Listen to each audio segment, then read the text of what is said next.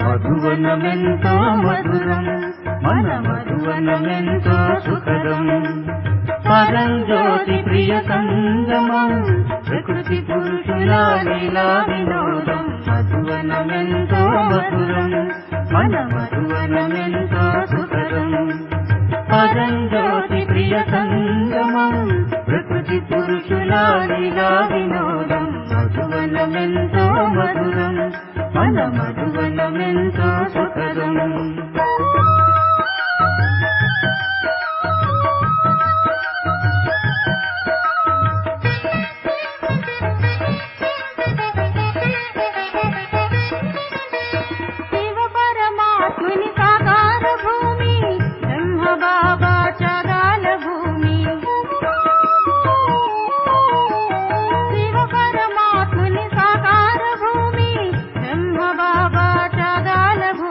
నిత్య నూతనం జ్ఞానం సర్వ పాపాల నివారణం బ్రహ్మ బాబా యోగ మందిరం అశాంతి ఆత్మల ఆనంద నిలయం మధువనమెంతో మధురం మన మధువనమెంతో సుఖదం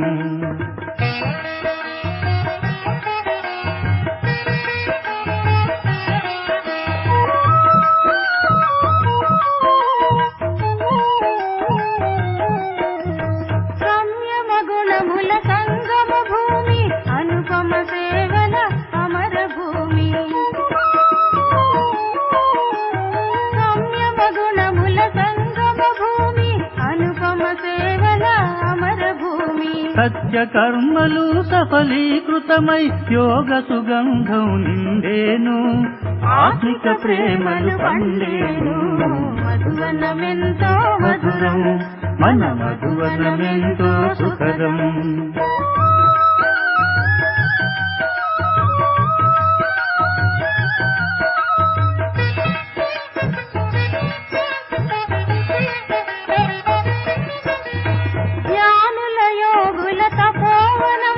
ప్రశాంత నిలయం పాండవ భవనం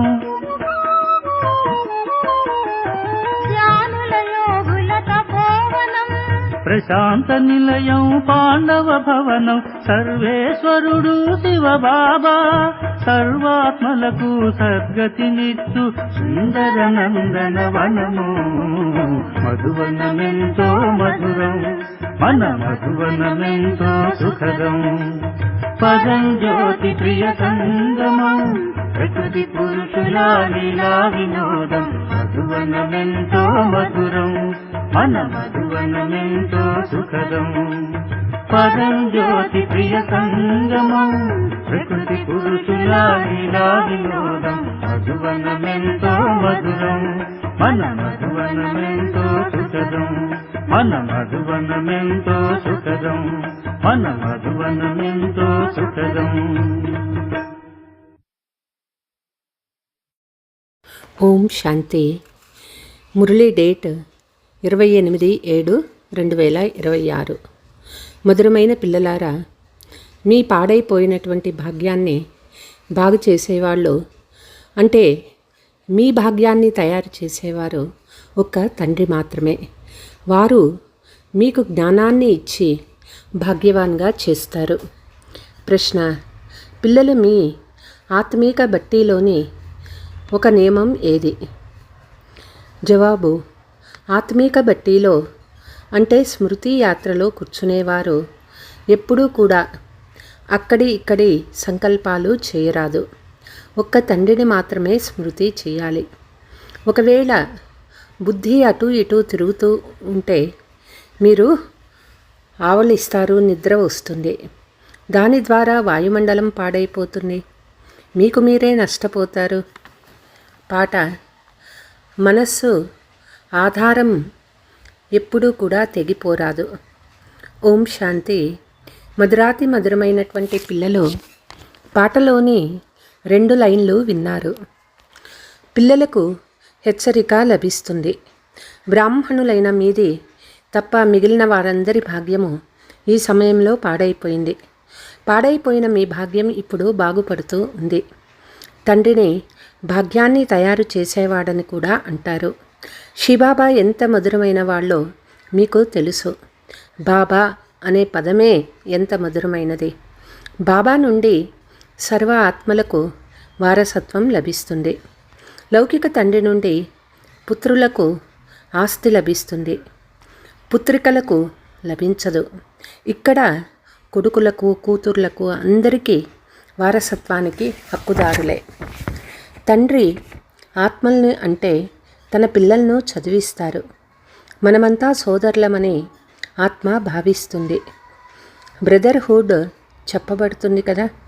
ఒకే భగవంతుని పిల్లలు మరి ఇంతగా ఎందుకు పోట్లాడుకుంటారు? అందరూ పరస్పరంలో పోట్లాడుకుంటూనే ఉంటారు. అనేక ధర్మాలు, అనేక మతాలు ఉన్నాయి. ముఖ్యమైన విషయం ఏమంటే రావణ రాజ్యంలో పోట్లాటలే జరుగుతూ ఉంటాయి. ఎందుకంటే వికారాలు ప్రవేశమయ్యి ఉన్నాయి. కామ వికారం గురించి కూడా చాలా పోట్లాట్లు జరుగుతూ ఉంటాయి. ఇలా చాలామంది రాజులు యుద్ధాలు చేశారు. కామ వికారం కొరకు చాలా పోరాడతారు. ఎంతో సంతోషిస్తూ ఉంటారు. ఎవరిపైన అయినా మనస్సు కలిగినప్పుడు చంపేందుకు కూడా వెనకాడరు. కామము మహాశత్రువు. కోపం కలవారిని క్రోధీలనే అంటారు. లోభమున్నవారిని లోభీలు అని అంటారు. కానీ కామకులుగా ఉన్నవారికి చాలా పేర్లు పెడతారు. అందుకే అమృతాన్ని వదిలి విషాన్ని ఎందుకు స్వీకరిస్తారని అంటారు. శాస్త్రాలలో అమృతమనే పేరు వ్రాసేవారు సారు. సాగర మథనం చేసినప్పుడు అమృతం వెలువడిందని, ఆ కలశం లక్ష్మికి ఇచ్చారని ఎన్నో కథలు ఉన్నాయి. ఇందులో కూడా అన్నిటికంటే ముఖ్యమైన విషయం సర్వవ్యాపి గీతా భగవానుడు ఎవరు, పతిత పావనుడు ఎవరు. ప్రదర్శనీలో ముఖ్యంగా ఈ చిత్రాన్ని గురించే అర్థం చేయించబడుతుంది. పతిత పావనుడు జ్ఞానసాగరుడు. మరి వారి నుండి వెలుపడిన జ్ఞాన గంగల లేక నీటి నదుల, నీటి సాగరమా, ఎన్నో మంచి మంచి విషయాలు అర్థం చేయించటం జరుగుతుంది. తండ్రి కూర్చొని అర్థం చేయిస్తున్నారు. మధురాతి మధురమైన పిల్లలారా, మిమ్మల్ని పావనంగా ఎవరు తయారు చేశారు? పాడైన వారిని బాగు చేసేవాళ్ళు ఎవరు? ఆ పతిత పావనుడు ఎప్పుడు వస్తారు? ఈ ఆట అసలు ఎట్లా తయారైంది? ఈ విషయాలు మనుషులకెవ్వరికీ తెలియదు. తండ్రిని జ్ఞానసాగర్లు, ఆనంద సాగర్లు, శాంతి సాగర్లని అంటారు. పాడైపోయిన వారిని బాగు చేసేవారు ఒక్కరే అనే మహిమ కూడా చేయబడింది. రావణ మనల్ని పాడు చేస్తారని అర్థం చేయమవుతుంది. ఇది గెలుపు ఓటమి ఆట. రావణ గురించి కూడా మీరు తెలుసుకున్నారు. అతడిని భారతవాసీలు ప్రతి సంవత్సరం తగలబెడతారు. అతడు భారతదేశానికి పెద్ద శత్రువు. భారతదేశంలో ప్రతి సంవత్సరం తగలబెడతారు. ఎప్పటి నుంచి తగలబెడతారు వారినే అడగండి. ఎప్పటి నుంచి సృష్టి ప్రారంభమైందో అప్పటి నుండి ఇది అనాదిగా నడుస్తూ ఉందని చెప్తారు. శాస్త్రాలలో ఏమేం చదువుతారో దానినంతా సత్యమే అని అంటూ ఉంటారు. ముఖ్యమైన తుప్పు ఈశ్వరుడు సర్వవ్యాపి అని చెప్పటం. ఇది ఫలానా వారి తప్పు అని తండ్రి చెప్పటం లేదు. ఇది డ్రామాలో నిర్ణయింపబడింది. ఇది గెలుపు ఓటముల ఆట. మాయతో ఓడితే ఓడిపోయినట్లు, మాయతో గెలిస్తే గెలిచినట్లు. మాయతో ఎలియ ఓడిపోతారని కూడా అర్థం చేయించబడుతుంది. పూర్తి అర్ధకల్పము రామరాజ్యం నడుస్తుంది. ఒక్క సెకండు కూడా వ్యత్యాసం ఉండదు.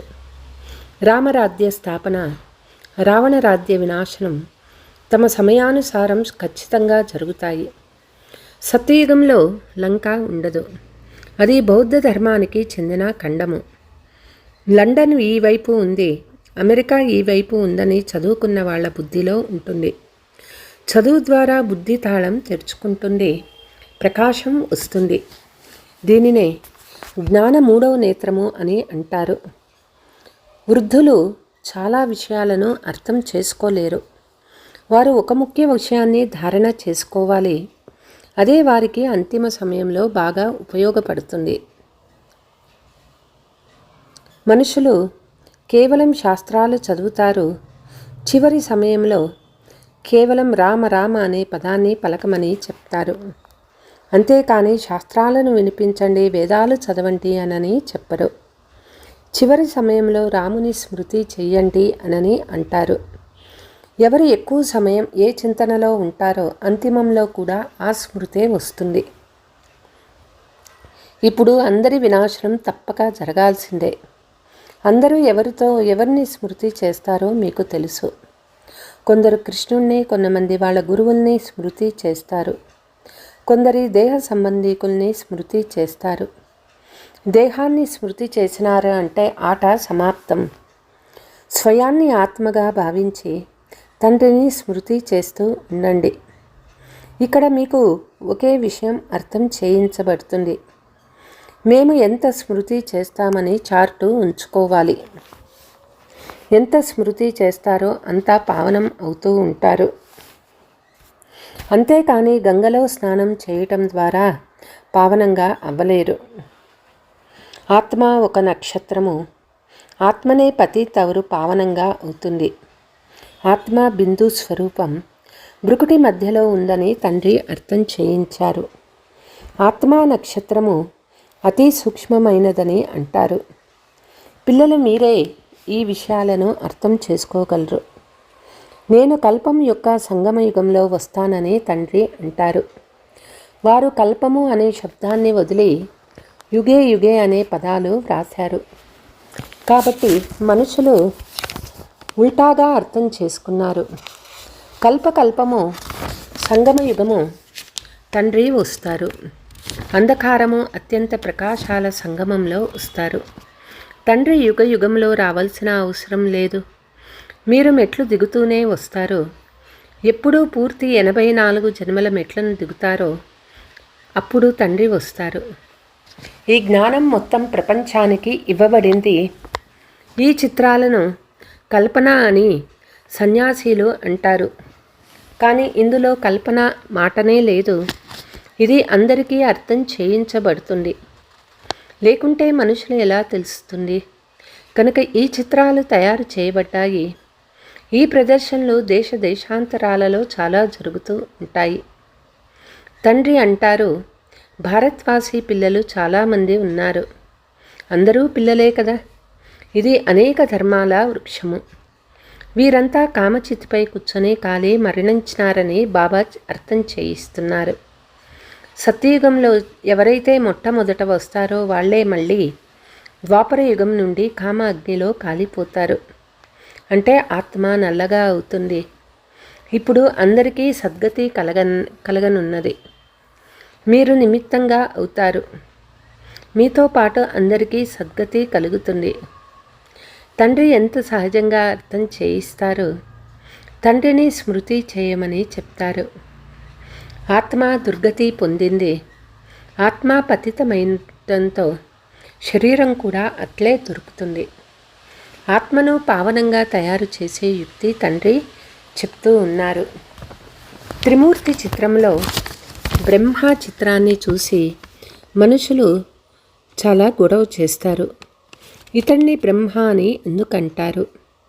బ్రహ్మ సూక్ష్మవతన్వాసి దేవత. ఎక్కడి నుంచి వచ్చారు?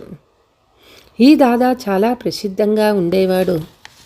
అన్ని చోట్ల వార్తాపత్రికల్లో ఇతన్ని గురించి ఒక రత్నాల వ్యాపారి శ్రీకృష్ణుణ్ణు నాకు 16,108 రాణులు కావాలని అంటున్నారని వ్రాసేశారు. అందరినీ ఎత్తుకుపోతున్నాడని చాలా గొడవ జరిగింది. ఇప్పుడు ఒక్కొక్కరితో ఎవరు తలపాడు చేసుకుంటారు? ఇంతమంది మనుషులున్నారు. ఆ బుక్కు కూడా ఎవరైనా వచ్చినప్పుడు వారికి, అరే బీకేస్ దగ్గరికి వెళ్తూ ఉన్నారా, వాళ్ళు జాదూ వేస్తారు, భార్యాభర్తలను సోదరులుగా చేస్తారు, పెద్ద పెద్ద విషయాలు చెప్పి వాళ్ళ తలకాయని చెడిపేస్తారు. తండ్రి జ్ఞానసాగరుడు, వరల్డ్ ఆల్మైటీ అథారిటీ, సర్వశక్తివంతుడు అని అంటారు. సర్వ వేద శాస్త్రాలు మొదలైనవి తెలిసినవాడు. గొప్ప విద్వాంసులని కూడా అథారిటీ అంటారు. ఎందుకంటే వారు సర్వ వేద శాస్త్రాలు చదివి ఉంటారు. తర్వాత బెనారస్కి వెళ్ళి వాళ్ళకి టైటిల్ వస్తుంది. మహోపాధ్యాయ శ్రీ శ్రీ 108 సరస్వతి. ఈ బిరుదులు అక్కడే లభిస్తాయి. ఎవరు చురుకైన వారుగా ఉంటారో వాళ్ళకి పెద్ద బిరుదు వస్తుంది. శాస్త్రాలలో జనకుని గురించి వ్రాయబడింది. సత్యమైన బ్రహ్మ జ్ఞానాన్ని ఎవరైనా మాకు వినిపించమని అతడు అడిగాడు. ఇప్పుడు బ్రహ్మ జ్ఞానం అనేది లేదు. అన్ని విషయాలు ఇక్కడివే. పెద్ద కథలను తయారు చేసేవాడు పార్వతీ శంకర్ల కథ కూడా వ్రాయబడి ఉంది. కూర్చొని ఎన్నో కథలు తయారు చేశారు. శంకరుడు పార్వతీకి అమర కథను వినిపించినారు అని వ్రాస్తారు. వాస్తవానికి వినిపించేది శివుడు, కానీ వారు శంకరుడు పార్వతీకి వినిపించినట్లు వ్రాశారు. భాగవతం మొదలైన వాటిలో ఉన్న విషయాలన్నీ ఈ సమయానివే. రాజుకు వెళ్ళి ఈ జ్ఞానాన్ని ఇవ్వాలని సంకల్పం వచ్చినట్లుగా చూపించారు. తండ్రి కూడా రాజుల వద్దకు వెళ్ళి జ్ఞానాన్ని ఇవ్వండి, మీరే సూర్యవంశీయులుగా ఉండేవారు మళ్ళీ చంద్రవంశీయులుగా వైశ్య శూద్ర వంశీయులుగా అయ్యారని అర్థం చేయించండి అంటారు. ఇప్పుడు మీ రాజధానియే సమాప్తమైపోతుంది. ఇప్పుడు మళ్ళీ సూర్యవంశీ రాజధానిని తీసుకోవాలంటే పురుషార్థం చేయాలి. రాజయోగాన్ని నేర్పించే తండ్రి వచ్చి ఉన్నారు. మీరు మళ్ళీ వచ్చి స్వరాధ్యాన్ని తీసుకోండి. రాజుల వద్ద కూడా చాలా లెటర్స్ వెళ్తాయి, కానీ వారి వరకు చేరవు. వారి ప్రైవేటు సెక్రటరీలు చూస్తారు. ఎన్నో ఉత్తరాలు పడేస్తారు. ఏ ఉత్తరంలో అయినా ముఖ్యమైన విషయాలు ఉంటేనే వాళ్ళకి చూపిస్తారు. అష్టావక్రుడు జనకునికి 1 సెకండులో జీవన్ముక్తిని సాక్షాత్కారం చేయించారని అంటారు. ఈ విషయం కూడా ఇప్పటిదే. ఇప్పుడు తండ్రి కూర్చొని మీకు అర్థం చేయిస్తూ ఉన్నారు. ఎవరు అర్థం చేసుకోలేరో వారు అటు ఇటు చూస్తారు. వీరి బుద్ధిలో ఏమీ కూర్చోవటం లేదని తండ్రికి అర్థమవుతుంది. అందరూ బాగా వింటున్నారా లేదా బాబా నలువైపులా గమనిస్తూ ఉంటారు. కొందరి బుద్ధి ఎక్కడో తిరుగుతూ ఉంది, కొంతమంది ఆవలిస్తూ ఉంటారు. జ్ఞానం బుద్ధిలో కూర్చోకుంటే తూగుతూ ఉంటారు. దానివల్ల నష్టం కలుగుతుంది. కరాచీలో ఈ పిల్లల బట్టి జరిగింది. ఎవరైనా తూగినట్లయితే తక్షణం బయటకి పంపించేవారు. అక్కడ కేవలం మనవారే కూర్చునేవారు, బయట వాళ్ళు ఎవరూ వచ్చేవారు కాదు. ప్రారంభంలో వీరి పాత్ర చాలా పెద్దగా నడిచింది. చాలా పెద్ద చరిత్ర ఉంది. ప్రారంభంలో పిల్లలు ధ్యానంలోకి ఎక్కువగా వెళ్ళేవారు. ఇప్పటి వరకు కూడా అది ఒక ఇంద్రజాలమని అంటూ ఉంటారు. పరంపిత పరమాత్మ జాదూగార్ అని అంటారు కదా. వీరికి చాలా ప్రేమ ఉందని శివబాబా గమనిస్తారు. వారికి దృష్టి ఇస్తూనే వెంటనే ధ్యానంలోకి వెళ్ళిపోతారు.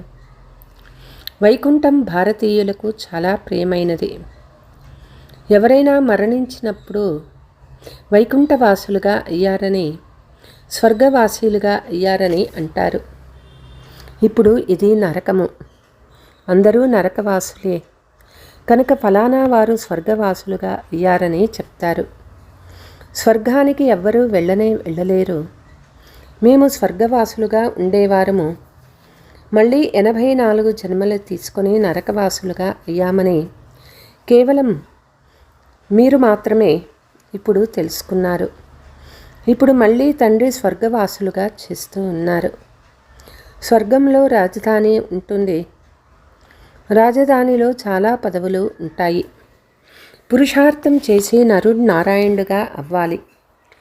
మమ్మా బాబా భవిష్యత్తులో లక్ష్మీనారాయణులు అవుతారని మీకు తెలుసు. ఇప్పుడు వారు పురుషార్థం చేస్తూ ఉన్నారు. అందుకే ఫాలో మదర్ ఫాదర్ అని అంటారు. వాళ్ళు ఎలా పురుషార్థం చేస్తారో అలా మీరు కూడా చేయండి. స్వదర్శన చక్రధారులుగా అవుతారని కూడా స్మృతిలో ఉంటుంది. తండ్రిని స్మృతి చేయండి, వారసత్వాన్ని స్మృతి చేయండి, త్రికాలదర్శులుగా అవ్వండి. మీకు ఈ పూర్తి చక్ర జ్ఞానమంతా ఉంది. ఇందులో తత్పరులై ఉండండి. ఇతరులను అర్థం చేయిస్తూ ఉండండి. ఈ సర్వీస్లోనే మీరు రెడీగా ఉంటే ఏ ఇతర వ్యాపారాలు గుర్తుకు రావు. अच्छा, मीठे मीठे सुकीलते बच्चों प्रति माता पिता बाप दादा का याद प्यार और गुड मॉर्निंग. रूहानी बाप की रूहानी बच्चों को नमस्ते. हम रूहानी बच्चों की रूहानी माता पिता बाप दादा को याद प्यार गुड మార్నింగ్ నమస్తే నమస్తే. ధారణ: సత్యయుగంలో ఉన్నత పదవి పొందేందుకు తల్లిదండ్రులను పూర్తిగా అనుసరించాలి. వారి సమానంగా పురుషార్థం చేయాలి. సేవలో తత్పరులై ఉండాలి. ఏకాగ్రతతో చదవాలి. స్మృతి యొక్క సత్యమైన చార్టుని వ్రాయాలి. స్వయాన్ని ఆత్మగా భావించి తండ్రిని స్మృతి చేయాలి.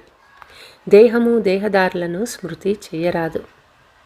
వరదానము: తమ హయ్యెస్ట్ స్థితిలో స్థితమై ఉండి ప్రతి సంకల్పము మాట కర్మ చేసే సంపూర్ణ నిర్వికారి భవ. సంపూర్ణ నిర్వికారి అంటే ఏ శాతంలో కూడా ఏ వికారం వైపు కూడా ఆకర్షణ వెళ్ళరాదు. ఎప్పుడూ వాటికి వశం కారాదు. హయ్యెస్ట్ పొజిషన్లో ఉండే ఆత్మలు ఏ సాధారణ సంకల్పము చేయలేరు. ఏదైనా సంకల్పము లేక కర్మ చేస్తున్నప్పుడు ఎంతో ఉన్నతమైన పేరో అటువంటి ఉన్నతమైన పని చేస్తూ ఉన్నానా చెక్ చేసుకోండి. ఒకవేళ పేరు ఉన్నతము కర్మ నీచంగా ఉంటే పేరును అపఖ్యాతి పాలు చేస్తారు. కాబట్టి లక్ష్య ప్రమాణంగా లక్షణాలను ధారణ చేయండి. సంపూర్ణ నిర్వికారి అంటే హోలియెస్ట్ ఆత్మ అని అంటారు. స్లోగన్: కర్మ చేస్తూ కరణ్ కరావన్ హార్ అయిన తండ్రి స్మృతి ఉంటే స్వపురుషార్థము మరియు యోగం యొక్క బ్యాలెన్స్ సరిగ్గా ఉంటుంది.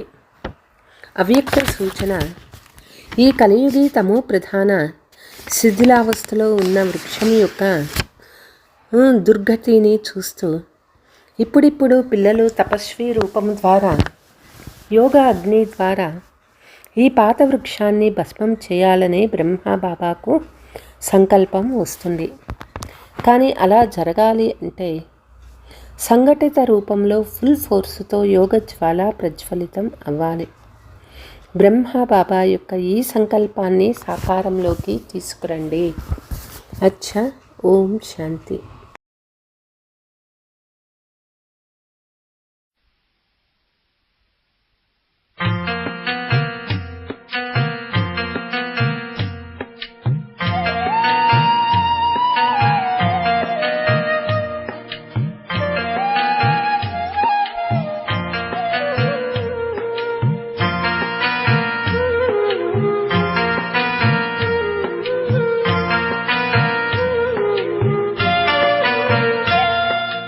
మానవుడా తెలుసుకో, తరించే మార్గమును పొందగా ఇకనైనా మేలుకో మేలుకో, అజ్ఞాన నిద్ర నుండి మేలుకో. ఓ మానవుడా తెలుసుకో, తరించే మార్గమును పొందగా ఇకనైనా మేలుకో మేలుకో, అజ్ఞాన నిద్ర నుండి మేలుకో. ఓ మానవుడా తెలుసుకో.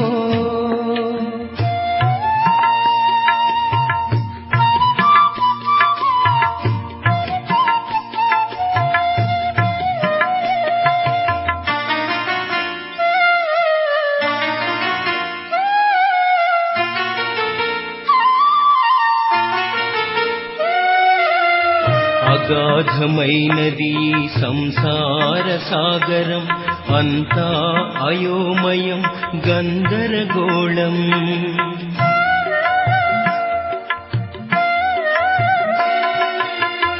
అగాధమైనది సంసార సాగరం, అంతా అయోమయం గందరగోళం. నావారు నావారని మురిసిపోబోకు, నావారు నావారని మురిసిపోబోకు, మింగేస్తారు నిన్ను తిమింగలాలై. ఓ మానవుడా తెలుసుకో, తరించే మార్గమును పొందగా, ఇకనైనా మేలుకో మేలుకో, అజ్ఞాన నిద్ర నుండి మేలుకో. ఓ మానవుడా తెలుసుకో.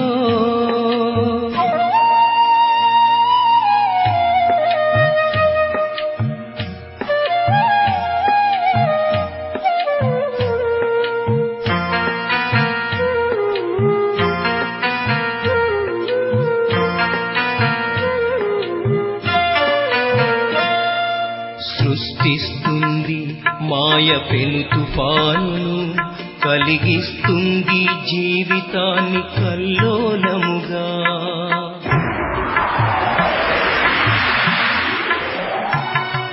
సృష్టిస్తుంది మాయ పెను తుఫానును, కలిగిస్తుంది జీవితాన్ని కల్లోలముగా. పూని పట్టుకో శివబాబా చేతిని, పూని పట్టుకో శివబాబా చేతిని, చేరుస్తాడు నిన్ను తీరానికి. ఓ మానవుడా తెలుసుకో, తరించే మార్గమును పొందగా, ఇకనైనా మేలుకో మేలుకో, అజ్ఞాన నిద్ర నుండి మేలుకో. ఓ మానవుడా తెలుసుకో.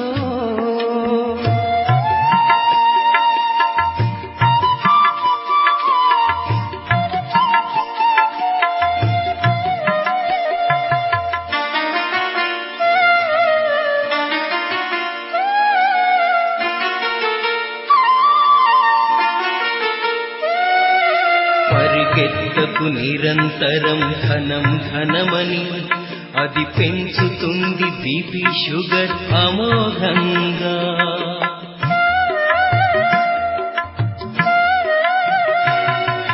పరుగెత్తకు నిరంతరం ధనం ధనమని, అది పెంచుతుంది బీపీ షుగర్ అమోఘంగా. హరిస్తుంది సుఖశాంతుల సునాయాసంగా, హరిస్తుంది సుఖశాంతుల సునాయాసంగా, నిన్ను చేస్తుంది బానిసగా దుర్గుణాలకు. ఓ మానవుడా తెలుసుకో, తరించే మార్గమును పొందగా, ఇకనైనా మేలుకో మేలుకో, అజ్ఞాన నిద్ర నుండి మేలుకో. ఓ మానవుడా తెలుసుకో.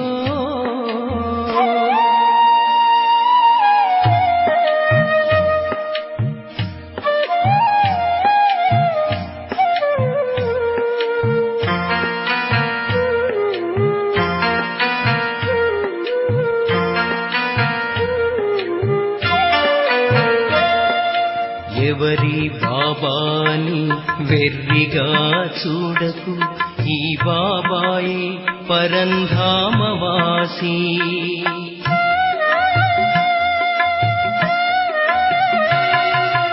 ఎవరి బాబాయని వెర్రిగా చూడకు, ఈ బాబాయే పరంధామవాసి. మానవునే మాధవునిగా మార్చే ఈ బాబా, మానవునే మాధవునిగా మార్చే ఈ బాబా, జ్యోతి స్వరూపుడు మన శివ బాబా, జ్యోతి స్వరూపుడు మన శివ బాబా. ఓ మానవుడా తెలుసుకో, తరించే మార్గమును పొందగా, ఇకనైనా మేలుకో మేలుకో అజ్ఞాన నిద్ర నుండి మేలుకో ఓ మానవుడా తెలుసుకో తరించే మార్గమును పొందగా ఇకనైనా మేలుకో మేలుకో అజ్ఞాన నిద్ర నుండి మేలుకో ఓ మానవుడా తెలుసు